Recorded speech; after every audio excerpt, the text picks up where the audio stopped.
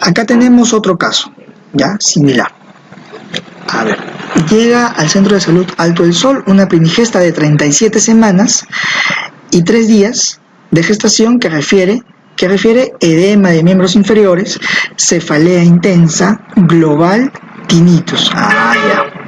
Al examen físico, una presión en 165/100, reflejos 2 cruces, altura uterina 34, es un feto longitudinal cefálico izquierdo, con latidos cardíacos fetales normales en 145 y tienes al tacto vaginal, es un cervix cerrado, largo, posterior, altura de presentación -3 con membranas íntegras. ¿Cuál es la conducta a seguir?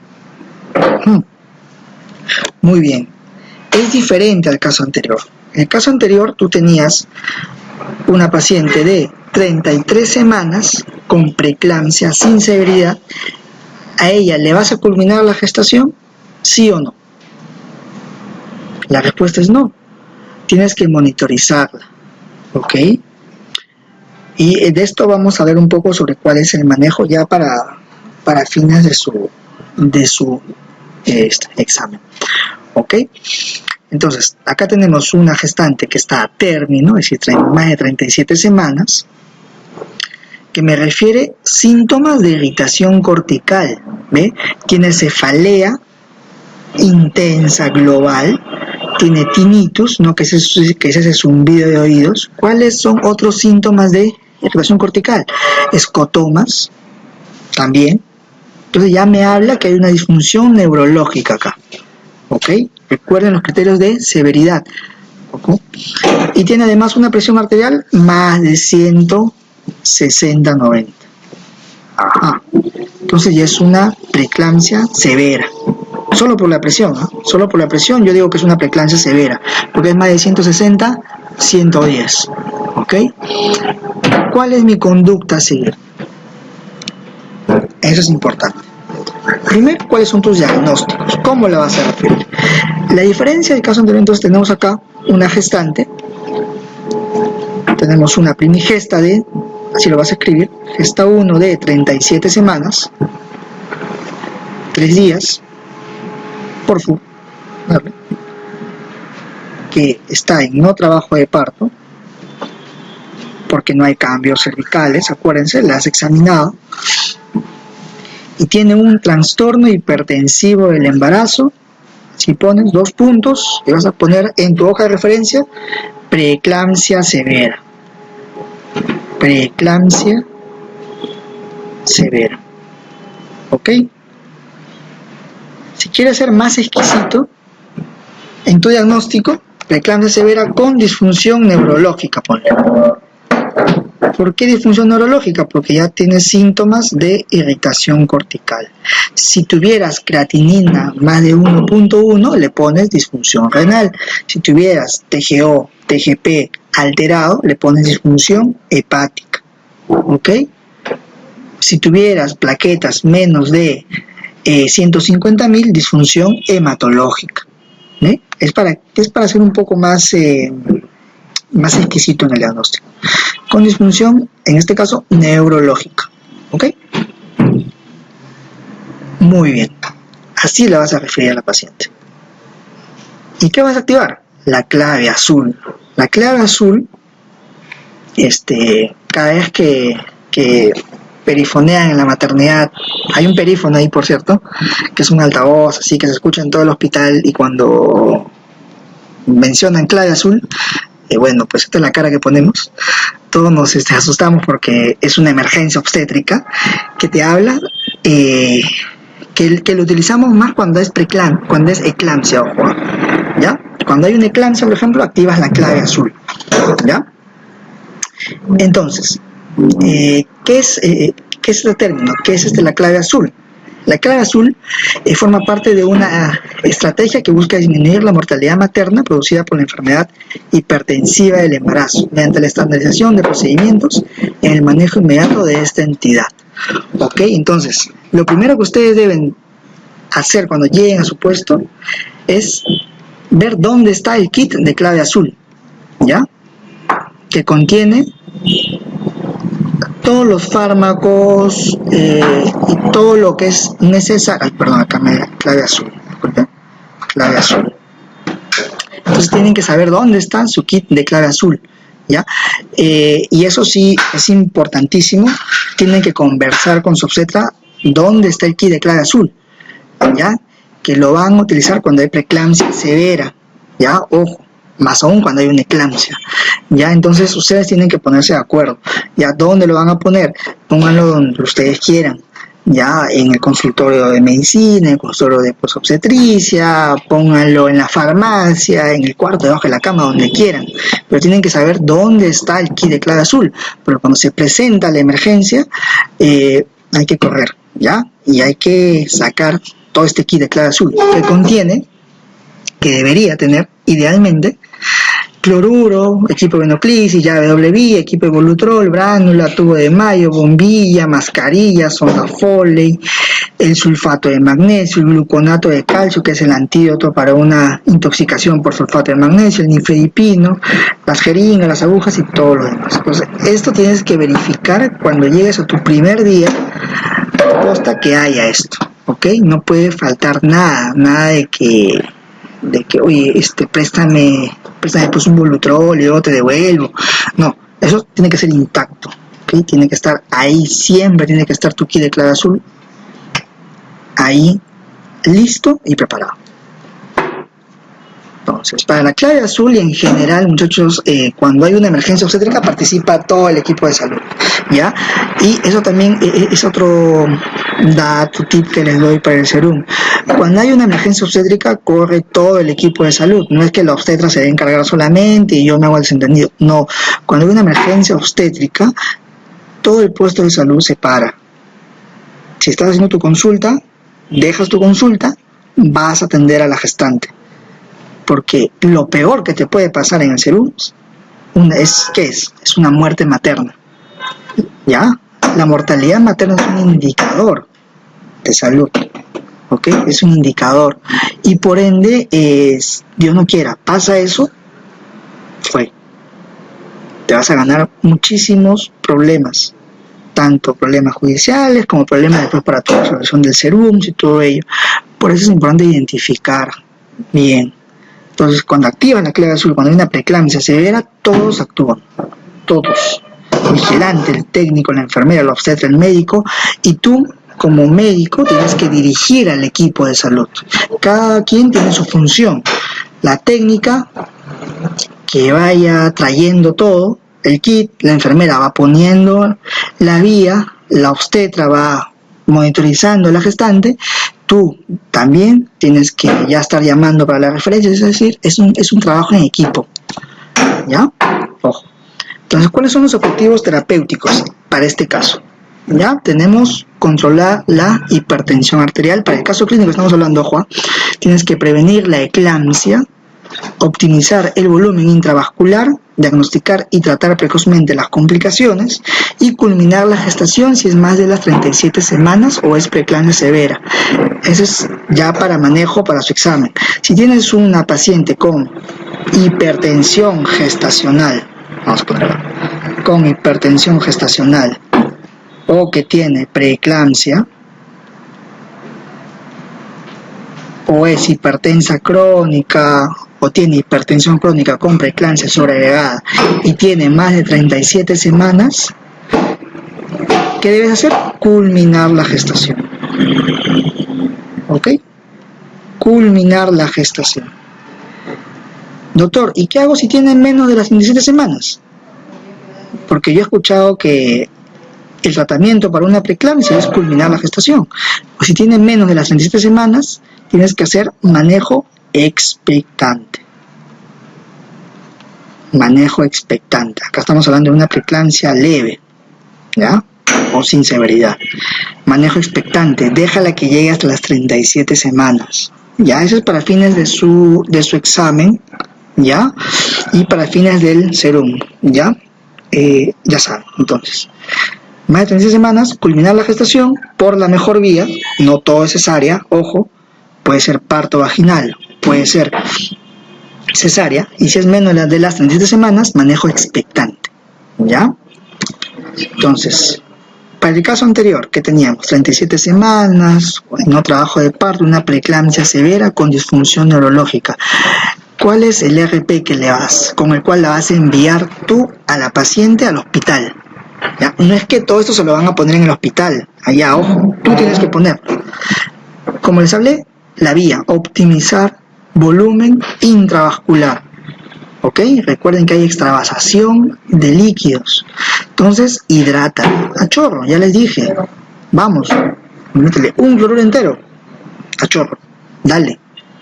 Ya les dije, mejor es el edema pulmonar que la insuficiencia renal. ¿Ya? Y luego le dejas un goteo estándar. Después tienes que sulfatear a la paciente, como se le llama. Aplicar tu sulfato de magnesio. Ustedes tienen que saber cómo aplicar el sulfato de magnesio, la dosis, ¿ok? Ustedes para fines teóricos del examen, sé que hay bastantes protocolos de Suspán, de Cibay, de Pritchard, pero el que usamos en la maternidad de Lima y lo que hablan las guías es, de alguna forma, es una combinación de todos ellos, ¿ya? Que, digamos, es el siguiente. ¿Y cómo lo vas a preparar? Es un cloruro al 0.9%, 50 cc de cloruro con 5 ampollas de sulfato de magnesio al 20%. Todo esto lo vas a colocar en un equipo de Volutrol. Ojo, ¿ya? Y tienes que, primero como dosis de ataque, por decirlo así, pasas 40 cc en 20 minutos y luego a 10 cc por hora.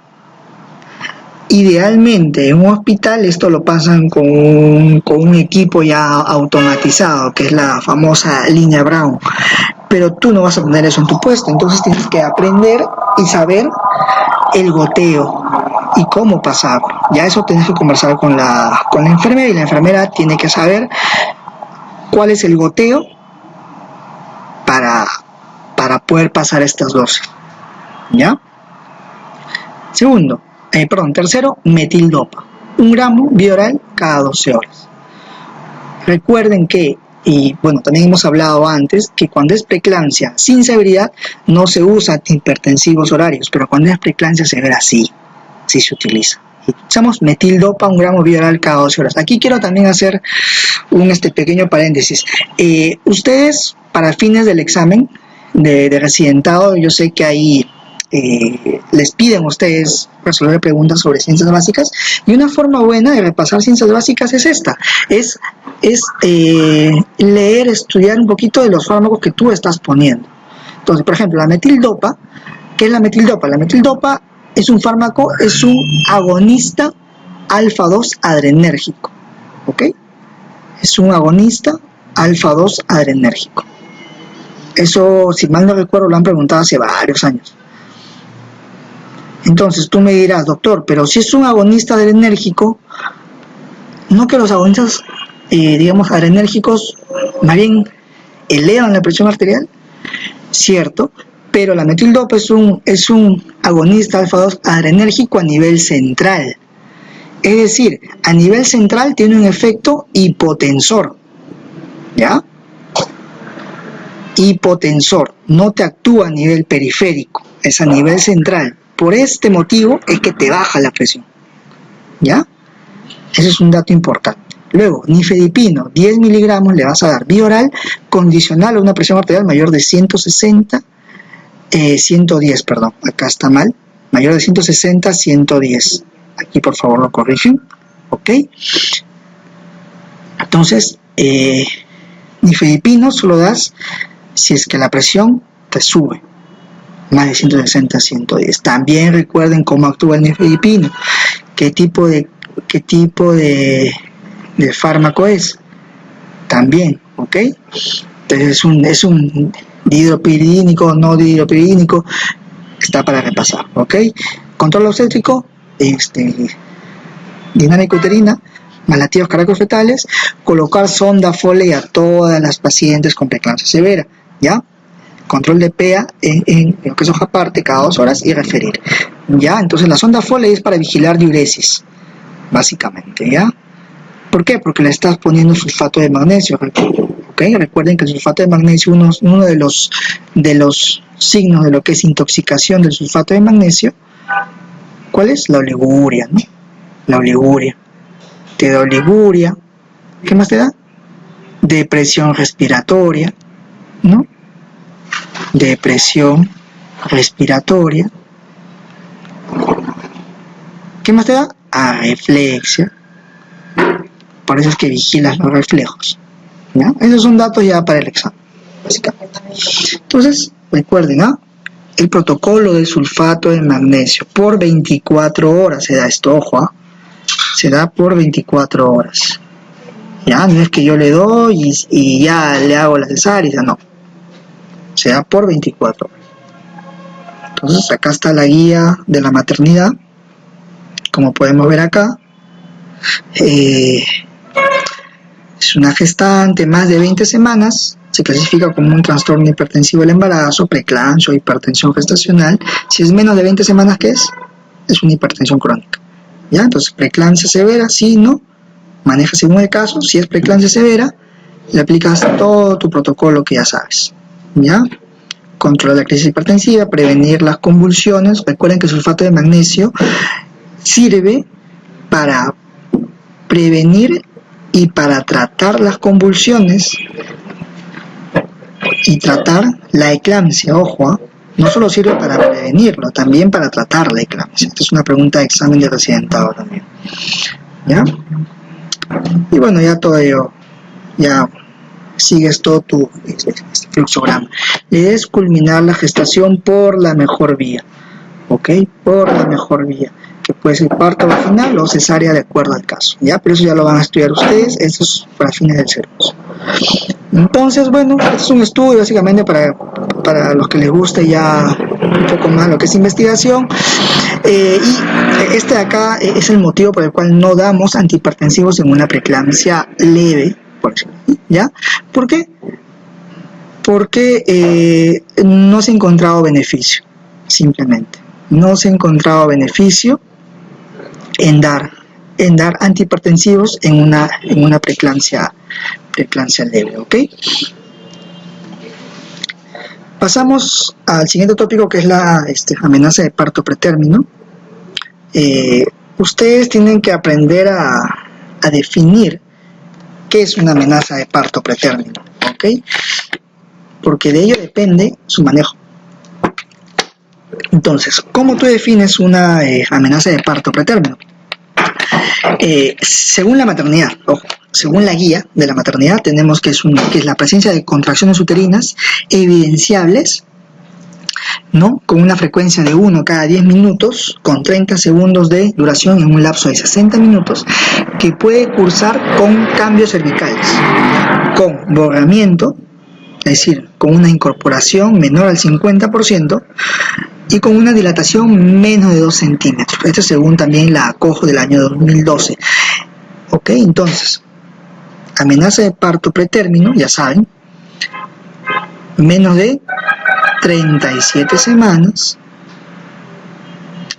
y con un tacto vaginal, con un cervix dilatado menos de 2 centímetros. ¿Ya? Esto es básicamente lo que ustedes deben saber identificar.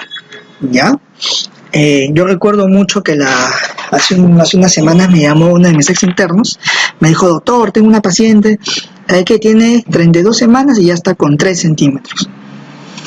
¿Qué hago? ¿La toco liso? ¿No la toco liso? Eso ya lo vamos a ver después, ¿ya?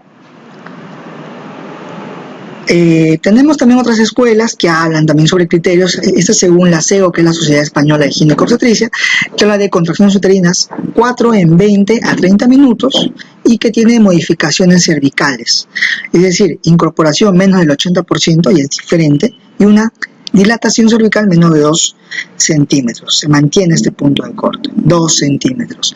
Entonces, doctor, ¿qué hago? Si es menos de 2 centímetros, sería una amenaza de parto pretérmino. Si es más de 2 centímetros, ya hablo de un trabajo de parto pretérmino. Y el manejo es totalmente diferente. Totalmente. A una amenaza, mi función, mi chamba va a ser tocolizarla. Tocólisis. Pero si es un trabajo de parto pretérmino, ya no lo tocolizas. Evolución espontánea o culminar la gestación. ¿Ya? Evolución del parto. ¿Ok? tenemos aquí este caso clínico.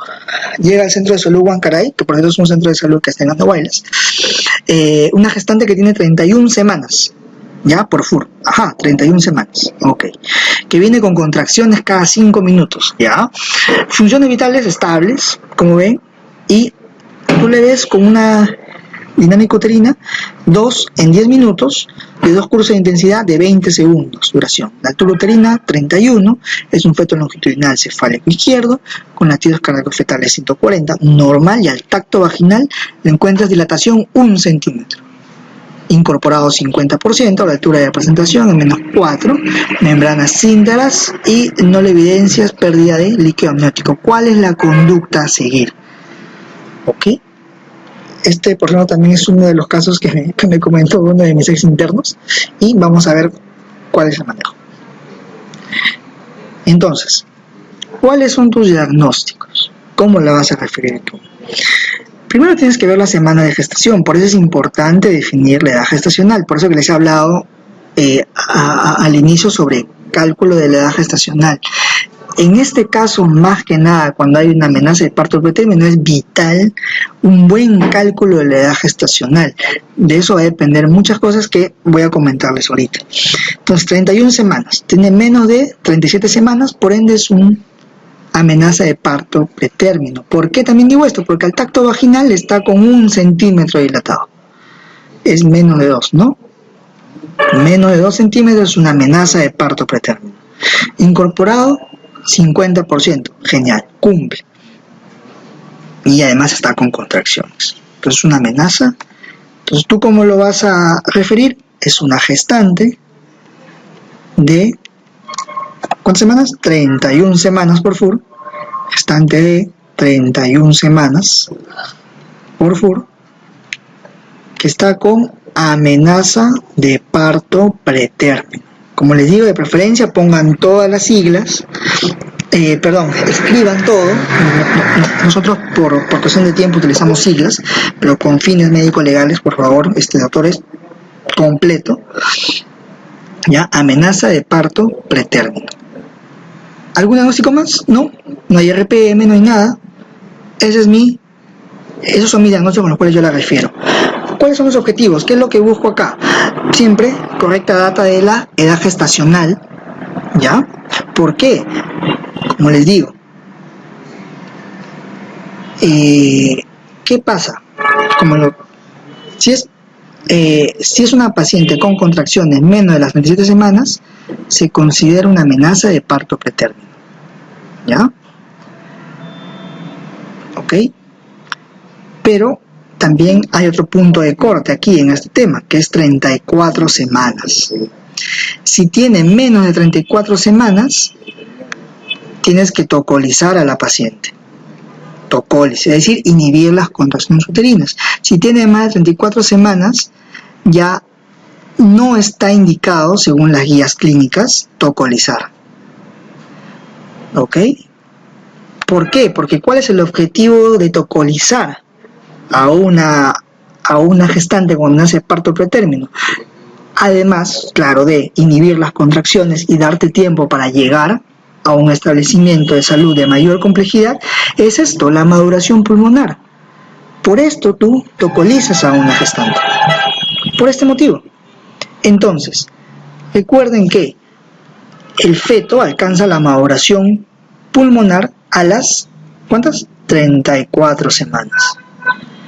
Entonces, si tienes una amenaza de parto pretérmino más de 34 semanas, es un feto que ya tiene maduros los pulmones. Entonces, ya no vale la pena tocolizar a este feto. ¿Ya? ¿Ok? Lo otro es, tocolizar, y además también importante. ¿Por qué es importante la edad gestacional? Porque evitar usar inhibidores de las prostaglandinas en gestaciones más de las 32 semanas. ¿Por qué? ¿Se acuerdan? Porque provoca el cierre prematuro del ductus. Cierre del ductus arterioso. ¿Ve? Por eso es que es importante ¿Qué pasaría si tú haces una mala data de la edad gestacional? Puedes provocar esto. Pues es importante. ¿Ya?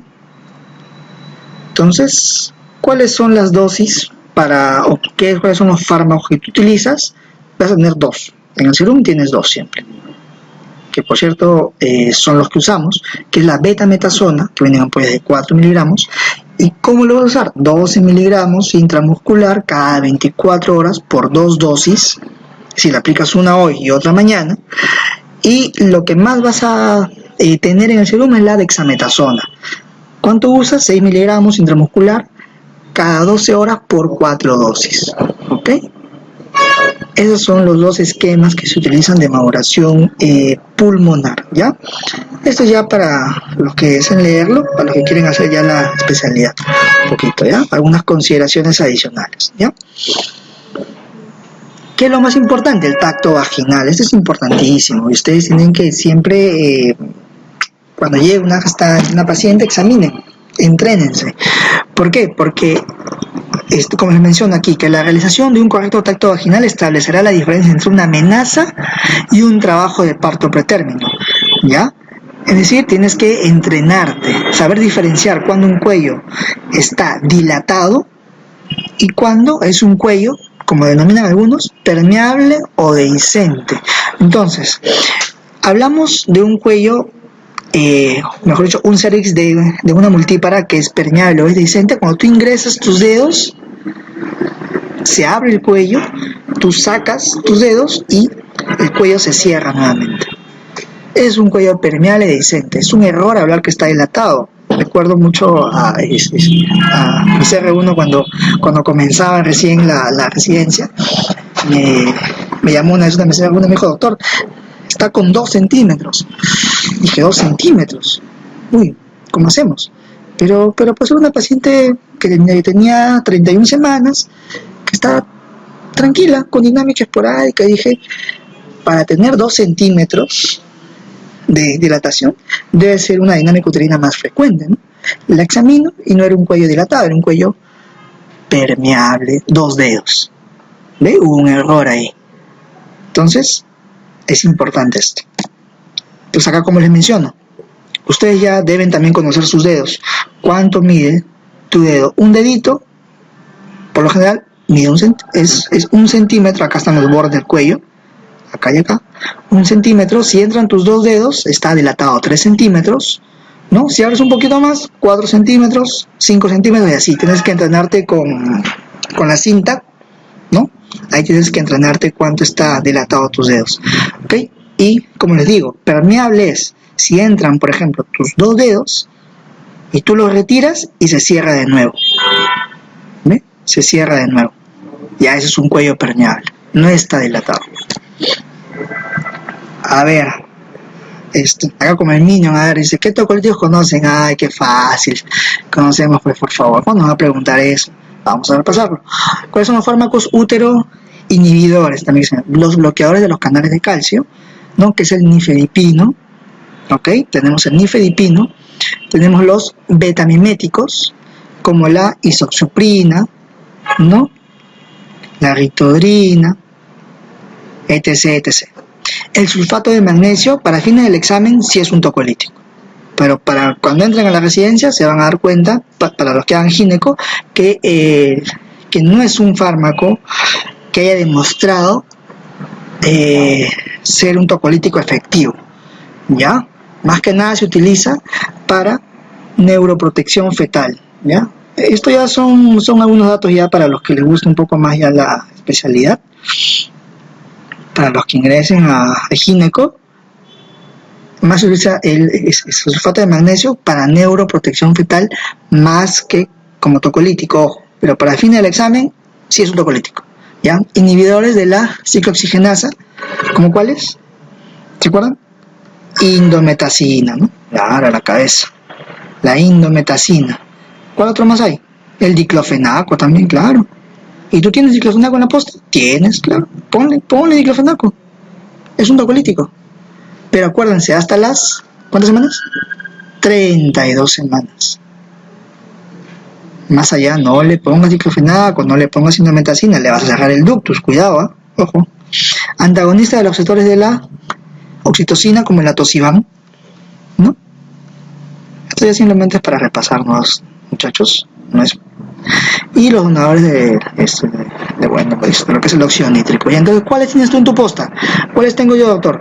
Tengo bloqueadores, sulfato, claro, y tienes inhibidores de la ciclooxigenasa. Esto es lo que tú tienes a la mano y puedes usar. ¿Ya? ¿De cuáles dispongo? De eso, miren, ¿ves? Pues se ríen los niños, de toda esa lista que hay y que pues idealmente debería haber, que hay en otros países, solo disponemos de esos. Nada más.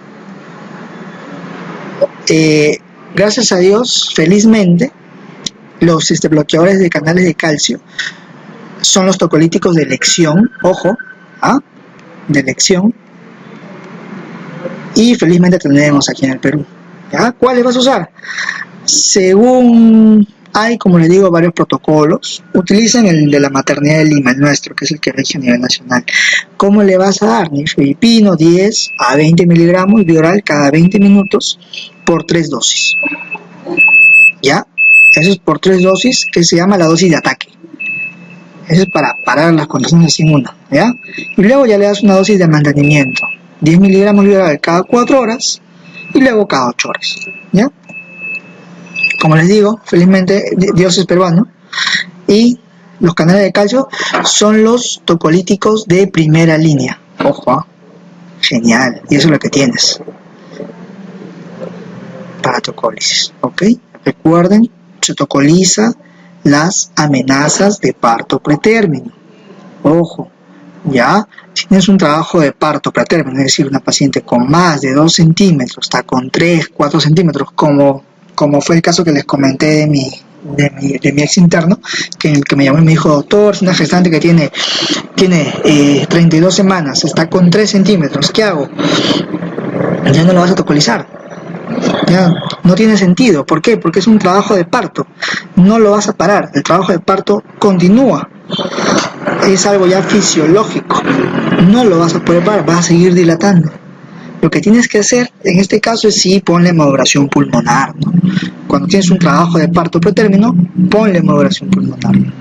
¿Ya? Entonces, para recordar simplemente, nifedipino, es accesible, económico y retrasa el parto pretérmino. Entonces, para el caso que hemos visto, vamos a recordar una gestante de 31 semanas con amenaza de parto pretérmino. ¿Cómo la vas a enviar? La envías con este RP. Siempre hidratarla. Recuerden que la hidratación también actúa como un tocolítico, ¿ok? Le pasas 500 de chorro, luego 30 gotas por minuto, le pones maduración pulmonar betametasona, 12 miligramos intramuscular cada 24 horas, solamente vas a alcanzar a darle la primera dosis, ¿ya? Pero lo vas a hacer, ¿ya? Luego le pones diclofenaco, en este caso, que le podemos dar a una dosis 75, también puedes ponerle 150 miligramos intramuscular STAT, nifedipino, 10 miligramos vía oral cada 20 minutos por 3 dosis, control obstétrico, dinámica uterina más latidos cardíacos fetales y referir a un establecimiento de salud de mayor complejidad. ¿Ok? Este es un RP para una amenaza de parto pretérmino de menos de 32 semanas, ojo, ¿ya? Menos de 32 semanas. ¿Ok? De preferir, bueno, ya, como les digo, si que no tienen betametasona, utilicen dexametasona, ¿ya? Contraindicaciones para la tocólisis, básicamente ya para fines de su examen, que no vas a tocolizar una preeclampsia severa, imposible culminar la gestación, pero si es una preeclampsia leve, que tiene 32 semanas y está con contracciones, tocolízala, no hay problema. ¿Cuándo no vas a tocolizar? Cuando es una hemorragia materna con inestabilidad hemodinámica, una coriamnionitis. Parece importante que tienen que recordar sus criterios de coriamnitis, ¿ya? Y también cuando es un feto pues que está muerto o que tiene pues anomalías, malformaciones letales, no se tocoliza, ¿ya? Entonces este es el fluxograma de la maternidad de Lima, ¿no? como bien dice acá, dilatación más de 3 centímetros, o sea, mayor o igual, ¿qué haces? Ya no lo tocolizas. Es un trabajo de parto pretérmino, ¿cierto? ¿Ok? Según las definiciones. Es un trabajo de parto pretérmino. La tocólisis ya no va a hacer efecto. Es un trabajo de parto. Va a seguir su evolución fisiológica, espontánea. Nada, ningún tocolítico que le pongas va a parar ese trabajo de parto. No se va a quedar en 3. No, va a seguir hasta llegar a 10 centímetros y va a dar a luz. ¿Ya? Entonces, como bien menciona acá, simplemente como un dato, ¿no? Nada más para la vía, si es que tienes un trabajo de parto pretérmino que tiene menos de las 31 semanas, es cesárea, ¿ya? ¿Ok? Esto ya es para un poquito, si en caso les pusieron un caso clínico o para los que hagan ya la residencia, ¿ya? ¿Por qué? Porque pues evidentemente someter a un trabajo de parto por vía vaginal a un feto que tiene menos de las 31 semanas, esa cabecita va a sufrir, pues imagínense, por todo el canal del parto, las contracciones, te pueden hacer con un traumatismo, ¿ya? Uno de los últimos temas, que es el RPM también. Si desean, paren el video, repasen un poquito el RPM. Acá les voy a poner el caso clínico. Acude al centro de salud de Turpo una gestante de 35 semanas por FUR con contracciones uterinas esporádicas. Al examen físico, su presión 110/25, normal. Está con contracciones, dinámica 1 en 15 por minuto, ¿no? Altura uterina 33, encefálico 140 por minuto. Al tacto vaginal es un cervix cerrado. Incorporado un 50%, la altura de presentación en -3, membranas rotas, líquido claro. ¿Cuál es la conducta? Primero, ¿cuáles son sus diagnósticos? Ajá, muy bien. Tengo que es una gestante de 35 semanas. Gestante de 35 semanas por FUR. ¿Está en trabajo de parto o en amenaza de parto? Tiene dinámica y tiene cambios cervicales, pero es un cervix menos de 2 centímetros dilatado, está cerrado, incorporado menos de un 50%, hasta un 50%. Entonces es una amenaza de parto pretérmino. Amenaza de parto pretérmino. ¿Ok? Muy bien. ¿Qué más? Es un RPM, ¿no? Recuerden que el RPM es la rotura de membranas antes del inicio del trabajo de parto. Es un RPM, ¿no? ¿De cuántas horas refiere? Bueno, acá no refiere cuántas horas viene esperando el líquido. Vamos a ponerle unas 2 horas. Más o menos 2 horas. Con estos diagnósticos la vas a referir. Preguntas, a ver, para hacer un repaso. Es importantísimo. ¿Es importante colocar el espéculo? ¿Sí o no? Es importante. ¿Por qué? La paciente te refiere que ha perdido líquido. Tienes que evidenciarlo. Muchas veces no es pérdida de líquido, es flujo vaginal y la paciente lo confunde, ¿ok? Entonces tú incluso hasta estarías culminando una gestación cuando no es un RPM, es simplemente un flujo vaginal, ¿ya? Entonces, importante colocar el espéculo, ver las características del líquido, si el líquido claro, es un líquido meconial, ¿ok? ¿Estaría indicada la tocólisis en este caso? ¿Ustedes qué dicen? Tiene 35 semanas. La respuesta es no. No, pues. Recuerden, tocólisis hasta menos de 34 semanas. El caso clínico tiene 35 semanas. Ya no tiene sentido tocolizarlo. Ya eso tiene... ¿Por qué? Porque recuerden, ¿cuál es el fin de la tocólisis? ¿Cuál es? Maduración pulmonar. Ese es el objetivo. Maduración pulmonar. Ya tiene 35 semanas y es un feto con pulmón maduro. No tiene sentido tocolizar. ¿Colocaría usted corticoides antenatales para la maduración pulmonar? ¿Sí o no? No. ¿Por qué? Porque ya tiene más de 34 semanas. Tú colocas maduración hasta las 34 semanas. ¿Ve? Entonces, qué importante son las semanas de gestación. Por eso les hice un pequeño repaso al inicio. Menos de 34 semanas, tocólisis, si está en amenaza de parto, y corticoides. Ya para los que les guste la ginecobstetricia, van a ver que ahora los protocolos utilizan corticoides hasta las 37 semanas, pero no como maduración pulmonar. Recuerden que los beneficios de los corticoides, además de la maduración, ¿cuáles son? De repente les preguntan. Previene la enterocolitis necrotizante. Ojo. Enterocolitis necrotizante en el neonato. ¿Qué otro beneficio tiene? Previene la hemorragia intraventricular en el neonato, ¿ok? Intraventricular. ¿Qué más? Previene la displasia broncopulmonar. O sea, los corticoides no solo tienen beneficio para maduración pulmonar, sino para otros. Por eso que ya para lo que es posgrado, van a ver que incluso utilizamos corticoides hasta las 36 semanas, pero no como maduración, sino por esto, para prevenir estos cuadros, ¿ya? Eso ya para los que les guste ya la ginecobstetricia, ¿ya? Pero para fines del examen, recuerden, 34 semanas para maduración. ¿Y cuál sería la mejor vía del parto? Eso depende mucho, tienes que ver, valorar en ese momento, ¿ok? Ver si es parto vaginal o es cesárea. Como les digo, diferenciar bien si es líquido o puede ser flujo vaginal, un tapón mucoso, pues importante el espéculo. Acá está la definición del RPM, ¿no? Que es la rotura de membranas antes del inicio de trabajo de parto en una gestación posterior a las 22 semanas. ¿Ya? Y si se rompen las bolsas antes de las 22 semanas, ¿qué es? ¿Qué es? ¿Es un RPM? No, es un aborto. ¿Recuerdan que les dije? Es un aborto inevitable. El manejo es diferente. Por eso son las semanas importantísimas. Antes de eso es un aborto inevitable.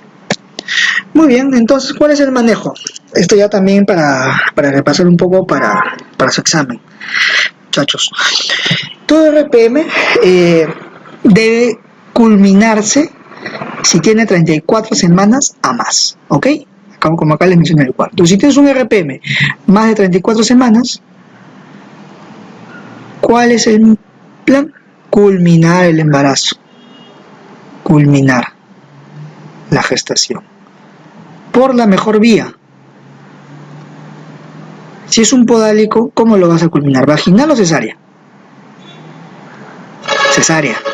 ¿Ya? Los podálicos actualmente la norma técnica establece todo feto podálico, parto por cesárea. No le des parto vaginal. Idealmente una cesárea electiva. Si tienes ya, supongamos, estás teniendo un parto y ya está en 10 centímetros, está en trabajo de parto expulsivo, ya tendrás que atenderlo. Pero la norma técnica te dice que no, ¿ok? Entonces, más de las 24 semanas, culminar la gestación, ¿ok? Por la mejor vía, parto vaginal o cesárea, ¿ok? Si es menos de las 24 semanas, ¿qué hago, doctor? Si tengo 33 semanas, 31 semanas, manejo expectante. Pedirle controles, demograma, PCR, vigilar. ¿Qué vas a vigilar? Que no haga corioamnionitis. Si tiene corioamnionitis, culminar la gestación inmediatamente, ¿ya? Sea cual sea la semana, ¿ok? ¿Cuáles son los antibióticos que puedes usar? Acá les dejo simplemente, ¿ya? Cefalosporinas, la ampicilina, y aquí otra vez les digo, repasen sus ciencias básicas. Con esto, repásenlo.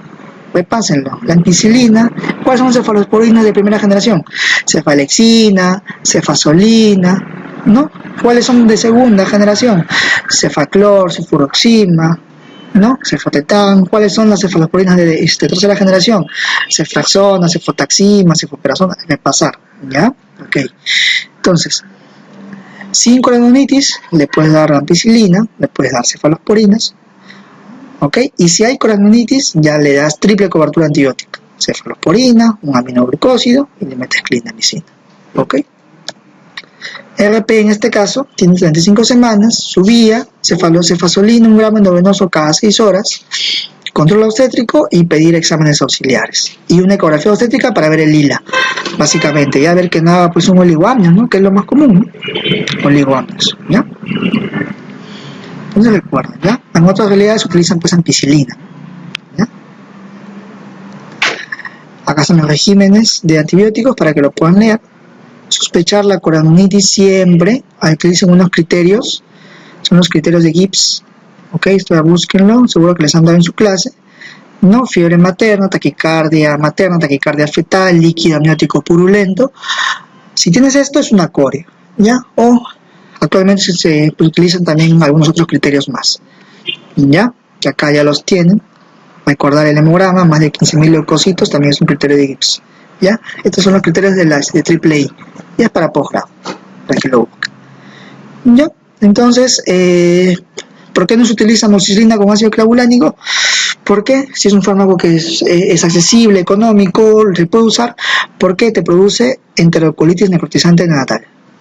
Por eso no utilizamos en los RPMs amoxiclavulánico, ¿ok? Este es un fluxograma, como vemos, y aquí lo que yo les mencioné, 34 semanas a más, parto. Si tiene menos de las 34 semanas, verifica si que es un pulmón maduro, siempre, ¿ok?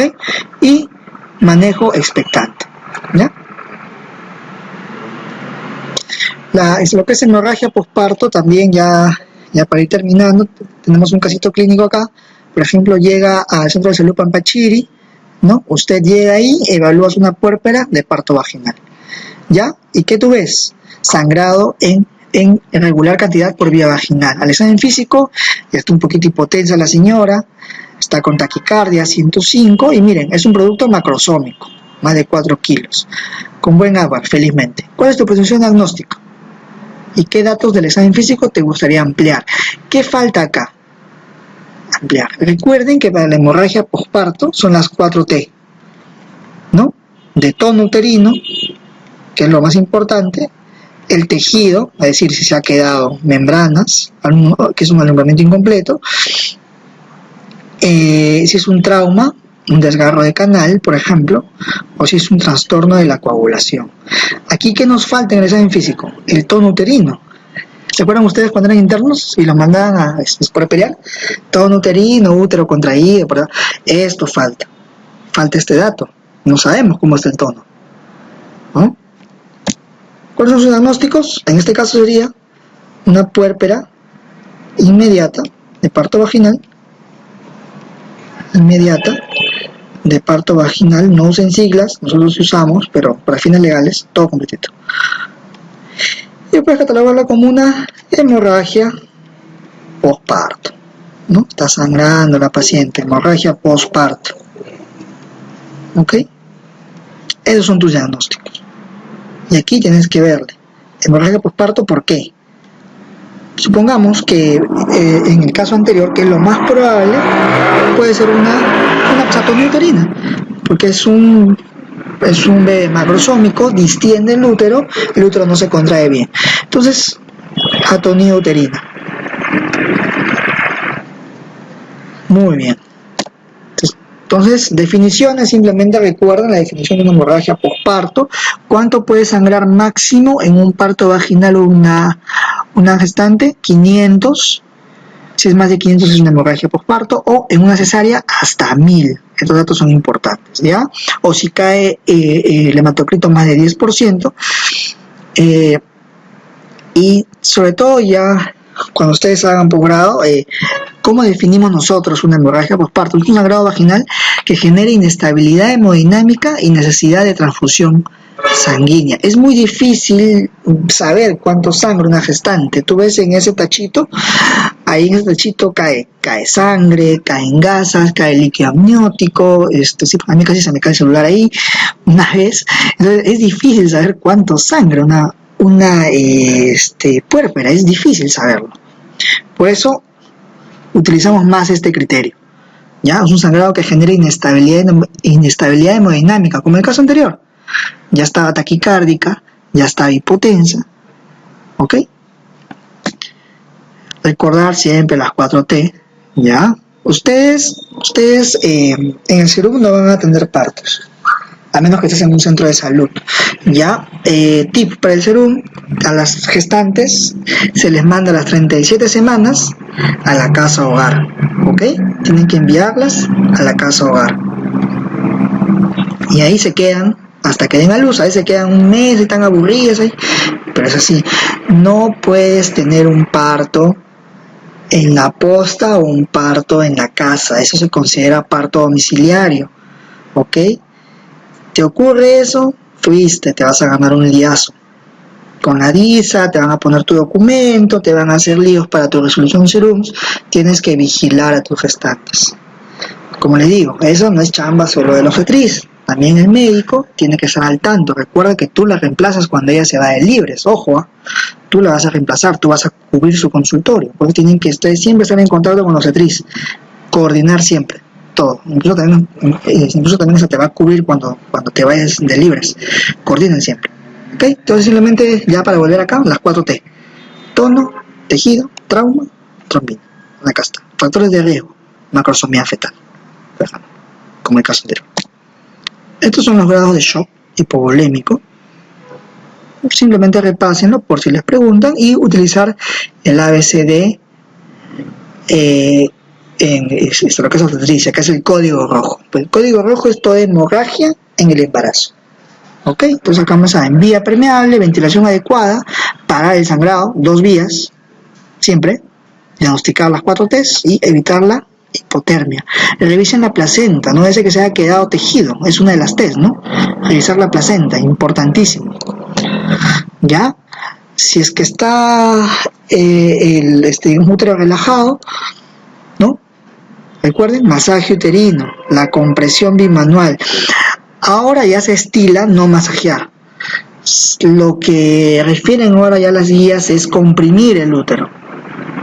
Es decir, ¿no? Aquí como está una de las obstetras acá de mi hospital, muy buena ella, ¿qué hace? Comprime el útero, como que lo aplasta así, 1 o 2 minutos. Acá dice, no masajee, hasta que se contraiga. Eso es lo que ahora la norma se está implementando. Entonces, ¿qué vas a usar? Miren, tratamiento en el primer nivel, ojo, o sea, se supone que tú deberías hacer todo esto, deberías saber hacer todo esto y tener todo esto, se supone, teóricamente. Asegurar la vía, oxitocina, evacuación vesical, la compresión uterina, aplicar fármacos, que es la ergonovina, por ejemplo, misoprostol y todo ello, ya, para que lo lean. ¿Cómo es el manejo? Ya para terminar, ¿qué haces? Masaje uterino externo o compresión uterina, le colocas la vía a la paciente y le pones oxitocina a la puérpera, ¿ya? En un cloruro, oxitocina de 2 a 4 ampollas, ¿ya? Ojo, ¿no? Y le infundes a 5 mililitros por minuto, ¿ok? Entonces le aumentas la oxi, y si no, aumenta la oxi, aumenta. Colocas ergometrina. La ergometrina es un fármaco derivado del cornezuelo. Se descubre este fármaco. ¿Por qué? Porque se veía que las ovejitas cuando comían el cornezuelo abortaban. Y decían, ¿pero por qué? Porque contienen este principio activo. ¿Y qué produce? Contracción uterina.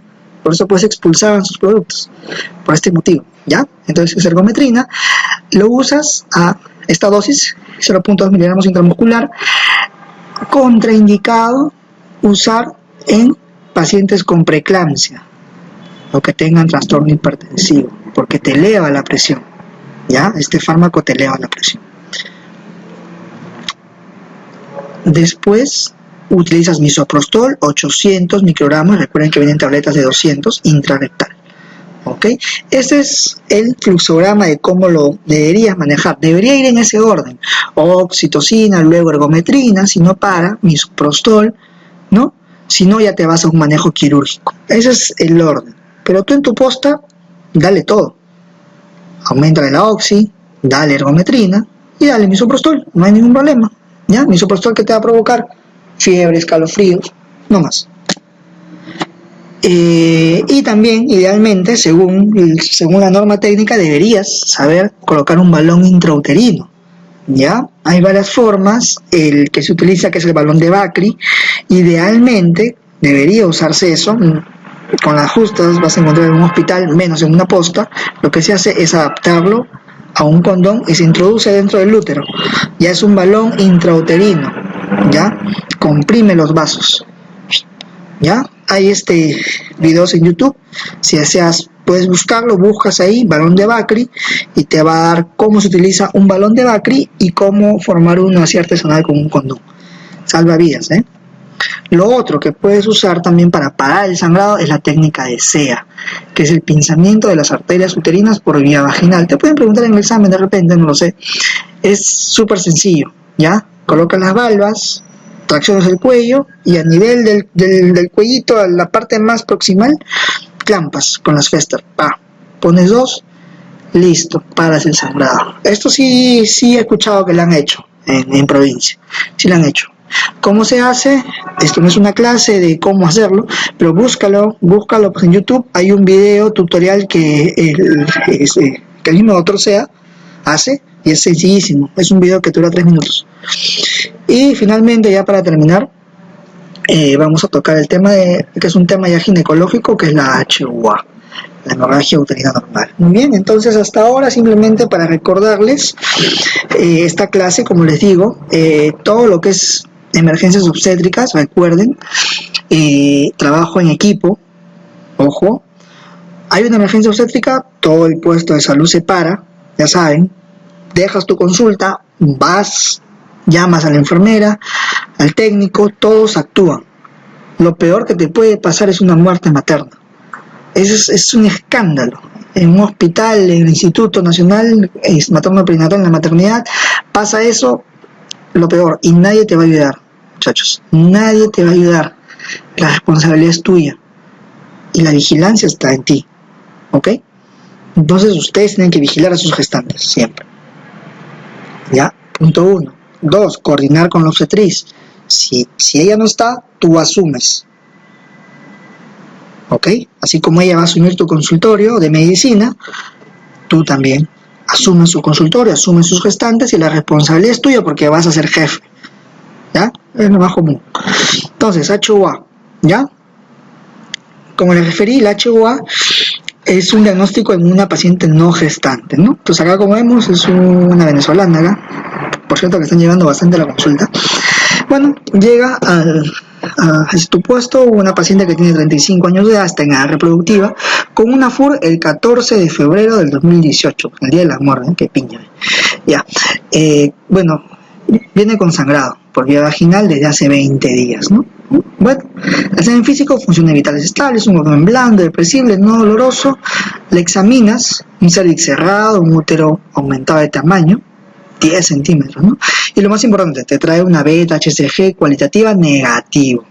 Esto es lo que tú tienes que hacer en tu puesto, pregnosticón, ¿ok? Esto te define. Si tú no tuvieras esto, o si tuvieras, supongamos, con este mismo cuadro, una paciente que tiene beta positivo, te cambia todo el panorama.